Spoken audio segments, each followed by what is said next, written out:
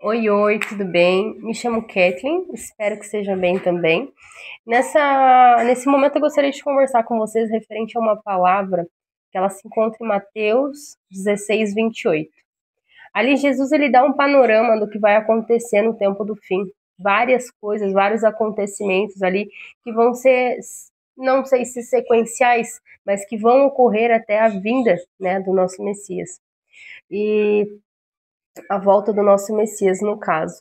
E ali Jesus ele fala para os discípulos que essas coisas iriam acontecer e que nem todos que estavam ali morreriam sem ver aquilo acontecendo, né? E a gente sabe que nós estamos em 2025, ainda o Senhor ainda não voltou, né? Tem essa promessa a ser cumprida e os discípulos eles morreram, né? Mas essa palavra ela se cumpriu na vida de João porque ele foi para a ilha de Patmos, né? E recebeu a revelação da parte do Senhor Jesus, né? Recebeu toda a revelação do Apocalipse, né? Do livro da Revelação, que conta todo o fim, né? Tudo que aconteceu até a vinda do Senhor.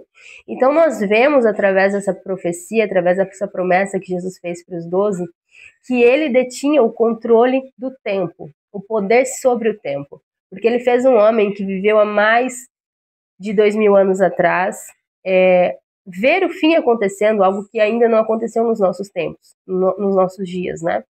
E vai acontecer, obviamente. O Senhor, ele detém esse poder sobre o tempo, né? Outra coisa que eu queria falar com vocês também é que não somente no livro da Revelação, em Apocalipse, contém palavras sobre o fim, mas em várias partes da Bíblia, inclusive no livro de Daniel. Ali, a partir do versículo 11, versículo 12, fala sobre uma revelação que Daniel recebeu do anjo falando sobre o tempo do fim. Nessa revelação, ele nos diz algo muito interessante de se analisar. Daniel, ele recebe do anjo parte da revelação na qual o anjo fala que estaria selado para o tempo do fim e que no tempo do fim essa revelação seria entregue às pessoas, com certeza os justos, né, perante o Senhor. Então, hoje em dia eu ouço muitas pessoas falando que leia Apocalipse, leia Daniel, interprete, estude, mas se você receber alguma interpretação que não é aquilo que já se encontra no nosso meio, muito provavelmente você esteja errado. Isso não condiz com a palavra de Deus, porque a palavra encontra em Daniel 12, 9 e 10.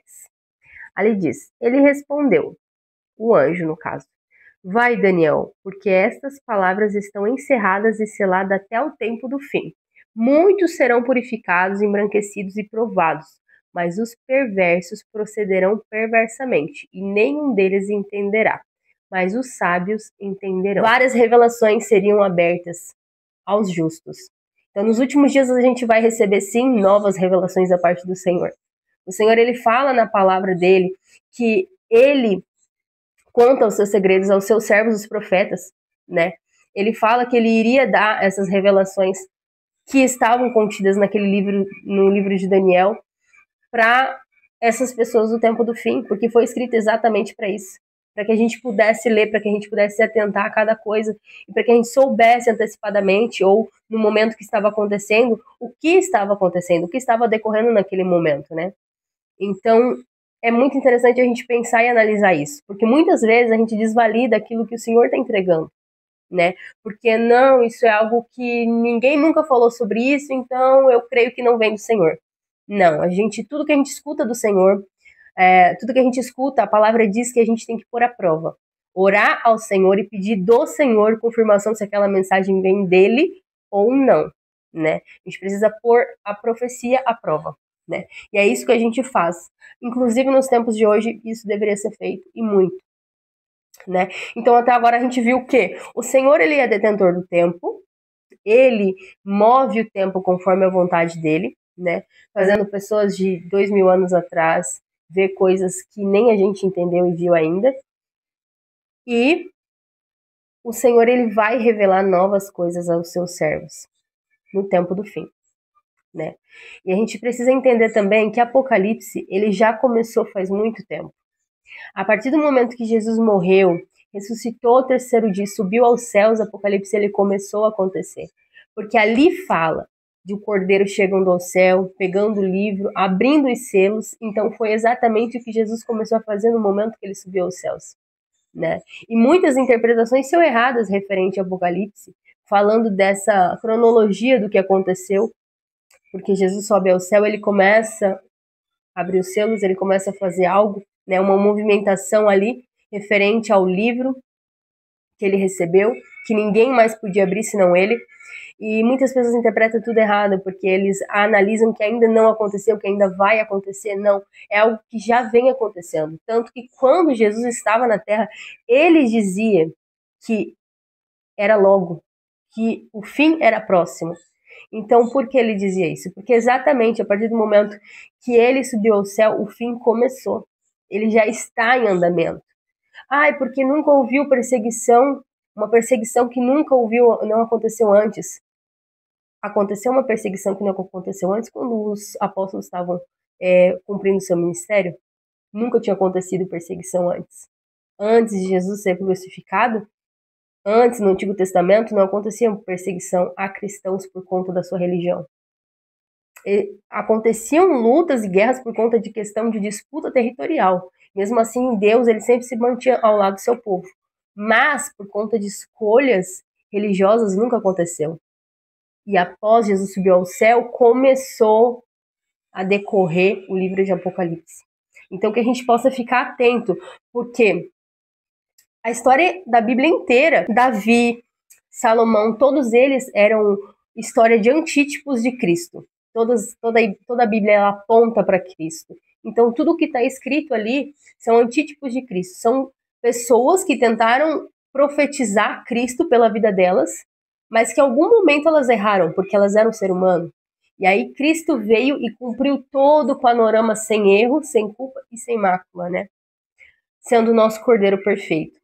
Então, houve os antítipos e houve o Cristo. Na palavra de Deus, em todo o resto da Bíblia, ele continua sendo assim. Porque Satanás, ele tenta blasfemar contra tudo que Deus faz. Então, da mesma forma, ele tem feito. Está acontecendo vários antítipos do anticristo. Em todo esse tempo, em todos esses 2000 anos, está acontecendo antítipos do anticristo.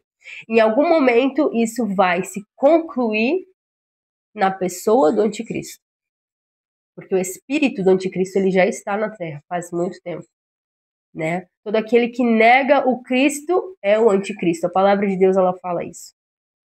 Aquele que nega o Cristo tem o espírito do anticristo. A palavra fala isso. Então, que a gente possa ficar atento, porque vários antítipos de tudo que está em Apocalipse já aconteceu. Pouca coisa falta acontecer, porque Deus ele não deixa nenhuma ponta solta. Ele não deixa nenhuma ponta solta. Então, por que ele, sendo Deus, sendo criador de toda a terra, iria deixar nas nossas mãos a questão de nós esperarmos acontecer algo, porque ainda isso não aconteceu, então Jesus não vai vir? Isso não diz na palavra. A palavra fala para que a gente seja atento, para que a gente vigie, e porque para alguns Jesus viria como um ladrão, porque a gente não espera. Então que a gente possa estar atento, porque por conta dele ser o dono de todo o tempo, ele teria sim autoridade para vir no momento que ele quisesse. Tanto numa vinda do céu, como é dito na palavra, quanto vir para a sua vida, né? Porque a partir do momento que o ar parar de entrar pelas suas narinas, a partir do momento que o teu coração parar de bater, Jesus ele veio para ti, né? Que a gente possa se atentar a isso. Mas nessa noite eu gostaria de continuar falando sobre alguns pontos que Jesus mesmo me pediu para mim comentar aqui com vocês, né? Então, em Lucas 21, do 29 ao 36, fala sobre essas questões também do fim, e Jesus ele fala para que a gente olhe para a figueira, né? Ele fala que não acabaria aquela geração sem que aquelas coisas acontecessem, porque quando acontecessem a gente saberia que o fim estava próximo, né? Aquela geração, ela olhou para a figueira, que era Jerusalém, e ela viu a figueira caindo, né? Jerusalém, ela não ficou pedra sobre pedra, assim como Jesus mesmo tinha profetizado, né? O templo ele foi destruído. Então aquela geração, ela viu o sinal do fim dos tempos. Então ali ele já prediz que seria logo, que iria acontecer, né? Ele mesmo fala, não passaria aquela geração sem ver, né, a figueira brotar e todas essas coisas acontecerem. A gente precisa cuidar porque eu vejo muitas pessoas distraídas, todos nós, né, nos distraímos, infelizmente, com coisas que o Senhor ele pede para que a gente não se distraia, né, com distrações, preocupações da vida, né, com o que a gente vai comer, com o que a gente vai vestir, com como que a gente vai viver. E a palavra fala que quem se preocupa com isso são os pagãos. O Senhor ele faz alerta para a vida dos seus filhos, porque ele não quer que a gente erre, né? Em outro momento, na parábola das sementes, é dito que a semente que cai entre espinhos, ela não cresce, e quando ela cresce, ela é sufocada pelos espinhos e morre. E mais à frente, o Senhor ele explica essa parábola, dizendo que os espinhos eram as preocupações da vida, né? E ele faz com que essa planta ela não cresça, ela não se estabeleça e ela não gere frutos. Então ela se torna uma árvore sem frutos, né? Por conta das preocupações da vida. Jesus mesmo diz, né, que a semente, o evangelho lançado sobre a terra, aonde que há muitos espinhos, preocupações da vida, ela cresce e não gera frutos. Então, em outro momento, ele também fala que a árvore ela é conhecida pelos seus frutos. E a gente precisa ser conhecido pelos nossos frutos. Então, a gente vê que muito do que se tem visto hoje dentro da comunidade cristã, né, que era para ser uma comunidade de irmãos em Cristo que visam o reino e que vão para o reino, muito do que a gente tem visto são pessoas infrutíferas que acabam estando assim por conta das preocupações da vida. O Senhor ele nos alerta para que a gente não faça isso, porque senão a gente não vai conseguir produzir os frutos que o Espírito Santo quer gerar em nós, né? Isso é muito sério, porque uma árvore sem fruto, existem outras parábolas. Existe a parábola da videira, né? Existe várias parábolas que diz que aquele que não dá fruto é cortado e lançado ao fogo. A gente precisa se atentar muito a isso. Então, o que o Senhor espera de nós? E o porquê ele não veio ainda, né? Ele espera que a gente esteja com o coração rendido na presença dele, quebrantado na presença dele, que a gente possa amar ele como a gente amou no primeiro momento que a gente recebeu ele na nossa vida.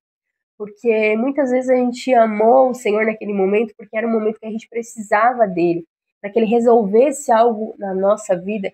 E ele realmente fez, ele foi misericordioso, ele resolveu, ele curou, ele trouxe a paz que sai de entendimento humano, mas que a gente possa continuar sendo grato ao Senhor a ponto de continuar todos os dias amando e buscando ele sem medida, para que a gente possa entrar no reino dos céus, né?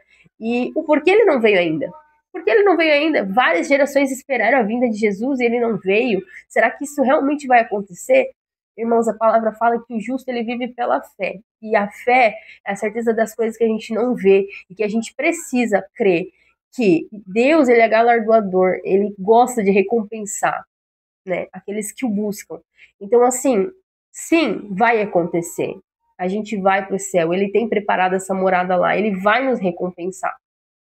Ele só não veio porque a palavra fala que ele é misericordioso, ele tem esperado os seus filhos voltar o seu coração a ele, voltar os seus caminhos a ele, e a gente possa nos concentrar como noivas atentas com a sua candeia, esperar a vinda dele, que para muitos vai ser repentina, para muitos vai ser sim como um ladrão, porque a palavra fala daquilo que já aconteceu. Sim, já aconteceu porque Jesus ele é o dono do tempo. Ele falou porque ele sabia o que ele estava falando, porque ele tinha visto isso acontecer. Assim como ele falou para João, ele falou para os apóstolos e ele sabia que João ia ver o fim. Então ele falou que iria ser para muitos como um ladrão. Ele falou que iria ser assim, muitos estariam no portão pedindo para entrar, dizendo que eu fiz isso em seu nome, eu fiz aquilo em seu nome, e ele estava vendo e dizendo: faça de mim porque eu não te conheço. Quão triste é isso, irmãos. Que a gente possa voltar o nosso coração para Deus todos os dias. Essa é a palavra que eu gostaria de deixar para vocês. Até mais.